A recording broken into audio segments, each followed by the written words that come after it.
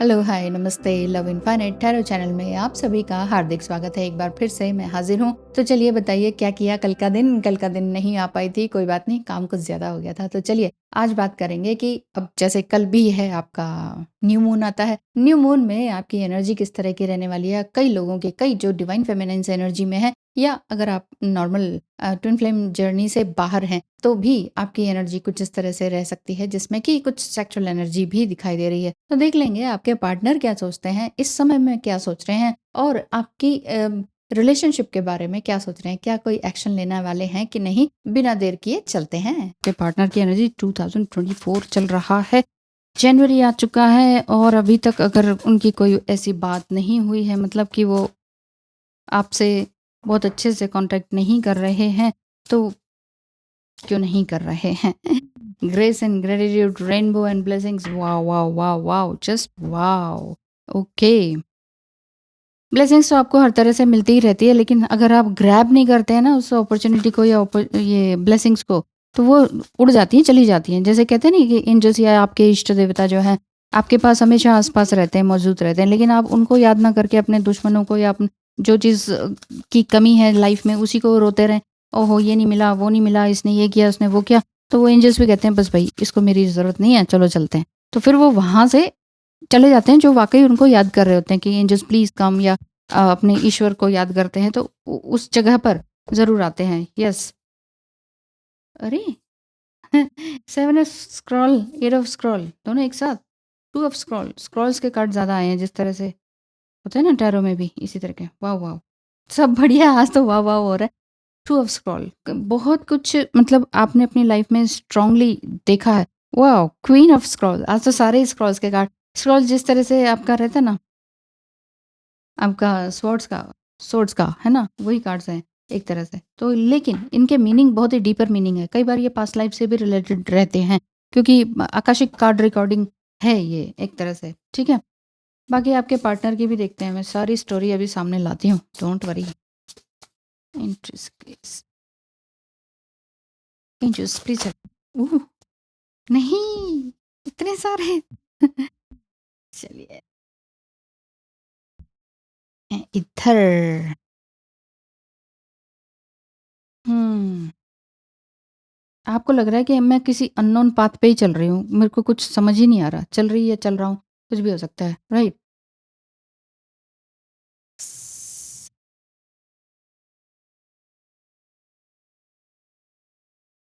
Life कुछ ऐसा लग रहा है जैसे कि मेसी सी है, कुछ अरेंज्ड नहीं है, कुछ अननोन सा लग रहा है कि हम किस रास्ते पे जा रहे हैं, क्यों जा रहे हैं, ये हो क्या रहा है, मतलब मेरी लाइफ में ऐसा क्यों हो रहा है, ऐसा आप सोच रहे हैं बार-बार। Okay, will, wisdom and mind. आपका दिल कुछ और कह रहा है, दिमाग कुछ और कह रहा है, आपने जो नॉलेज गैदर की है वो कुछ और कह रही है। बहुत ज़्यादा कन्फ्यूज़न है तो ज़रूर से ज़रूर टैरो रीडिंग कराएँ, ओके? पहली बात तो ये हुई। दूसरी बात यही है कि आप ना सारी चीज़ें एक साथ करना चाह रहे हैं, मुझे ऐसा लग रहा है। वो इंग्लिश में कहावत है ना कि do not put all your eggs in a basket. एक एक ही बास्केट में सारे अंडे मत रखिए। सारे फूट जाएँगे ना, नीचे वाले सारे दब जाएँगे, फूट जाएँगे। मेरे कहने का मतलब है सारी समस्याओं को एक ही बार में सॉल्व मत कीजिए, ये बात है। एक ही बार में करेंगे ना तो कोई भी प्रॉब्लम सॉल्व नहीं होगी। Yes, this is the time to look at myself, why I did that to you, the only person I ever truly loved. तुम ही हो जिसे मैंने प्यार किया और किसी से तो किया नहीं है। और फिर भी जब भी मैं अपने आप को देखता हूँ तो यही सोचता हूँ, ऐसा है। आपकी लाइफ में आपने बहुत कुछ काम किया, कुछ आधा-अधूरा रह गया, फिर कुछ काम किया, फिर वो भी आधा-अधूरा रह गया। अम, मुझे ऐसा लग रहा है कि आपकी बचपन से ही इस तरह की लाइफ चलती आई है। कोई कोर्स किया, आधा-अधूरा रह गया, कोई पढ़ाई करी, वो आधी-अधूरी रह गई। कर रहे हैं लेकिन खींचते चले जा रहे हैं, थोड़ा-थोड़ा, थोड़ा-थोड़ा करके। कोई रिलेशनशिप रहा, वो भी आधा-अधूरा, शादी हुई, वो भी आधी-अधूरी, ट्विन फ्लेम जर्नी है, वो भी आधी-अधूरी। मतलब कहीं पर भी आप कहीं सैटिस्फैक्शन रूप से पहुँच नहीं पा रहे हैं। इतना ब्यूटीफुल कार्ड है ना। बट इलस्ट्रेशन अच्छी है, बट वही बात है कि आपको कोई भी चीज़ सही जगह पे रखी हुई नहीं दिखाई दे रही। देख रहे हैं ना? मतलब सब कुछ मेसी है, सब कुछ मेसी है। और जो जो थिंकर है, वो पूरी तरह से सोच ही रही है, ये होगा क्या? आगे क्या होगा? ज़्यादातर इमोशनल ड्रामा मुझे दिखाई देता है। इमोशनली है आपके पास सब कुछ, जिस तरह से पिक्चर में भी दिख रहा है ना, अवेलेबिलिटी सारी है हर चीज़ की। लेकिन इसे ऑर्गेनाइज़ कैसे करना है, चलना कैसे है, ये चीज़ समझ में नहीं आ रही है। फिर भी कहीं न कहीं से आपको एक एक मेजर कार्ड है ये कि विल, विज़डम एंड माइंड, आपकी गट फीलिंग, आपका विज़डम, आपकी पास्ट लाइफ़ का जो नॉलेज आप गैदर करके लाए हैं ना आपकी सोल में, वो जानती है कि आपने कहाँ जाना है और आप क्या चल रहे हैं, सही चल रहे हैं कि नहीं। बार-बार आपका माइंड लेकिन आपको उसमें डाल देता है असमंजस में कि नहीं-नहीं जो तुम चल रहे हो ना वो गलत है, वो सोसाइटी के हिसाब से गलत है, उसके हिसाब से गलत है। बहुत सारी चीज़ें हैं जो आपको कह रही हैं कि बाहरी रूप से कि गलत है, लेकिन ऐसा कुछ है नहीं। डीएम टू डीएफ, मैं जानता हूँ मैं तुम्हारे लायक नहीं, मैंने तुम्हारी फीलिंग को कभी समझा ही नहीं, मैं खुद को जीतने की कोशिश कर रहा हूँ, क्या तुम मुझे ब्लेस करोगी? खुद को जीतना, इनर वर्क जिसे कहते हैं ना, वो करने की कोशिश में है आपके partner. Your self love is keeping you away from me, तुम्हारा जो सेल्फ लव है वो मुझे तुमसे दूर कर रहा है या तुम्हें मुझसे दूर कर रहा है।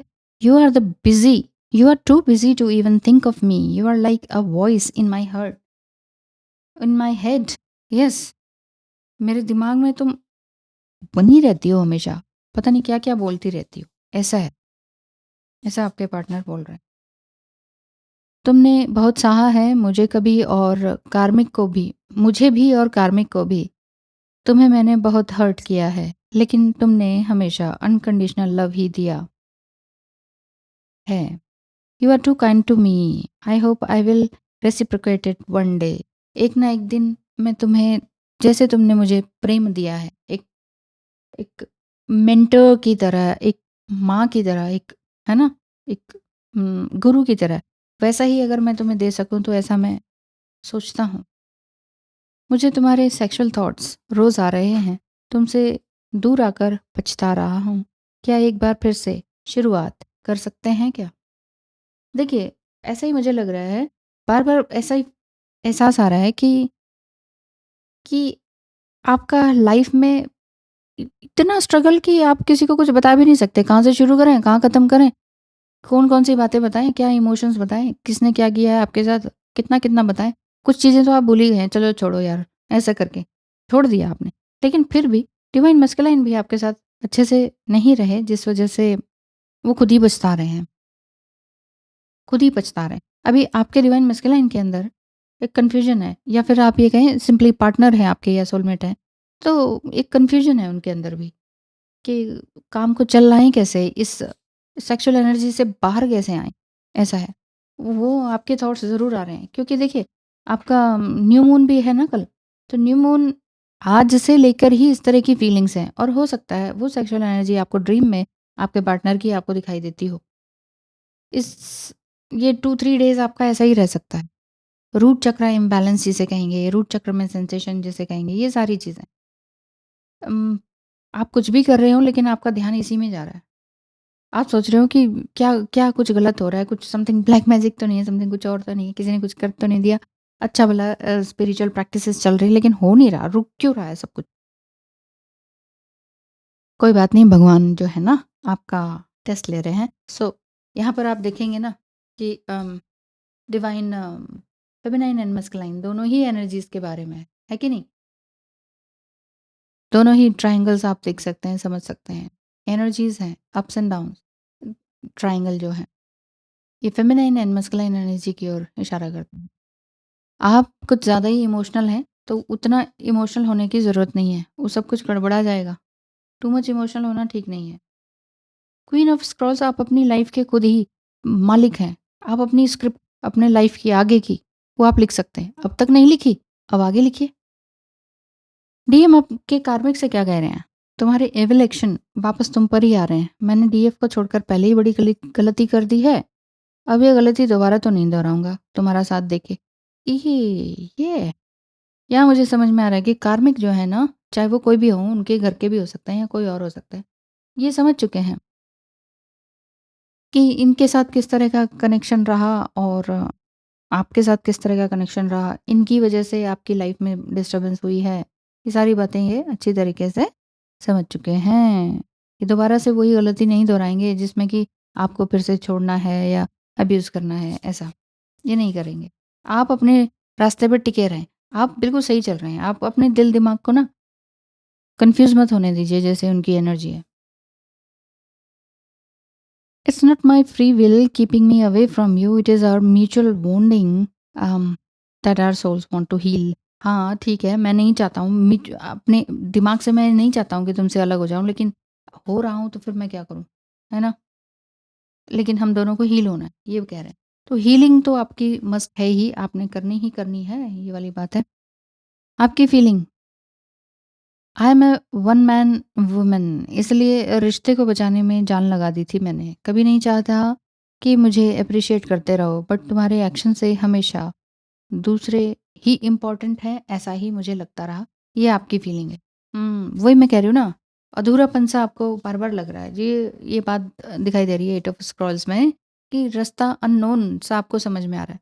इस तरफ जाऊँ कि उस तरफ जाऊँ? प्लानिंग्स आपकी बहुत हैं, जहाँ पर ये देख रहे हैं ना मैप्स हैं ये पूरी तरह से। तो आपने प्लानिंग बहुत सारी कर रखी है, अब ये करूँगी, फिर वो करूँगी। लेकिन किस तरफ जाऊँ? कई बार आपके माइंड जो है ना डिस्ट्रैक्ट हो रहा है, कि मैं करूँ क्या-क्या? क्योंकि आपने किया बहुत कुछ हुआ है। ऐसा लगता है कि कुछ स्पिरिचुअल प्रैक्टिसेज़ जो है ना, आपने बहुत अच्छे से की हुई हैं। कई बार लगता है हीलर ही बन जाऊँ या समथिंग, कई बार आपका कुछ और ही बिल्कुल ही अलग डायरेक्शन में माइंड चला जाता है। समथिंग मॉडलिंग और समथिंग कुछ नेम-फेम वाला सीधा ही, और या फिर ये लगता है कि बिल्कुल ही स्पिरिचुअल हो जाएँ। तो दोनों बातें आपकी हो रही हैं। नेम-फेम की तरफ जाएँ जहाँ पैसा है, या फिर शांति की तरफ जाएँ, वहाँ भी पैसा है, बट क्या मैं इस तरफ जाऊँ कि उस तरफ जाऊँ? बहुत सारी बातें हैं आपके मन में चल रही। हुँ। The DM is now rising from the ashes, but though anxiety entails concerning the coming events, he stepped forward onto his path. अपने रास्ते पर वो एक सही रास्ते में अपने आप आ ही रहे हैं, एक पहला कदम रख ही रहे हैं। बिल्कुल ही डाउनफॉल इनका हो गया था, और इनको इनके कार्मिक ने भी निचोड़ लिया था पूरी तरह से, मतलब आप ये कहेंगे कि ड्रेन कर दिया था फाइनेंशियली। इस वजह से भी ये काफ़ी परेशान है। I used you for your divine energy and took it back to the karmic. मैंने तुम्हारा यूज़ किया है, ये समझ चुके हैं।